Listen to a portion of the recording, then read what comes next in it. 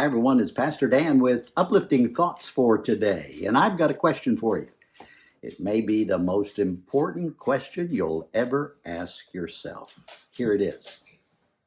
How do you eat an Oreo? That's right, an Oreo cookie. How do you eat it? Are you the person who spins the chocolate apart and goes for the icing right away? Maybe you're the nibbler that just savors every little bite until you go all the way through it. Perhaps you're the person who can't eat an Oreo unless you're dunking it in milk. So the important question is, how do you eat an Oreo? You may be the person who says to me, nope, I don't eat them. All of us are different in how we eat Oreos. And this Oreo is actually a tiramisu. Who knew? My son bought him for me, and they won't last long. Anything tiramisu, I love. But it's amazing to me that there are so many different ways that you can eat an Oreo. You can pop the whole thing into your mouth and enjoy it as an explosion of goodness. You can deep fry it and have it. You ever had one of those at the fair or the big events around town? Many different ways to eat an Oreo.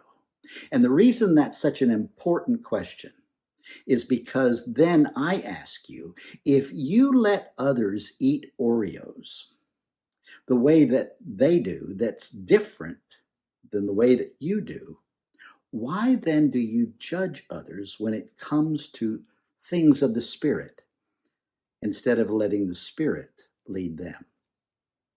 Jesus says in Matthew 7, 1 through 5, don't judge so that you won't be judged. You'll receive the same judgment you give. Whatever you deal out will be dealt to you. Why do you see the splinter that's in your brother or sister's eye, but don't notice the log in your own eye?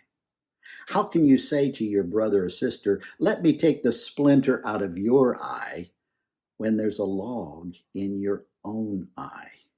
You deceive yourself. First, take the log out of your own eye, and then you'll see clearly to take the splinter out of your brother or sister's eye.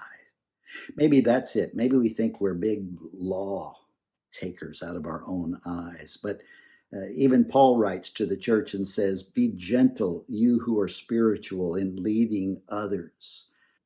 Or the brother of Jesus, James, when he writes, you do well when you really fulfill the royal law found in Scripture. Love your neighbor as yourself. You know, someone pointed out to me one time that it's the devil that points the finger. It's Jesus that is our advocate.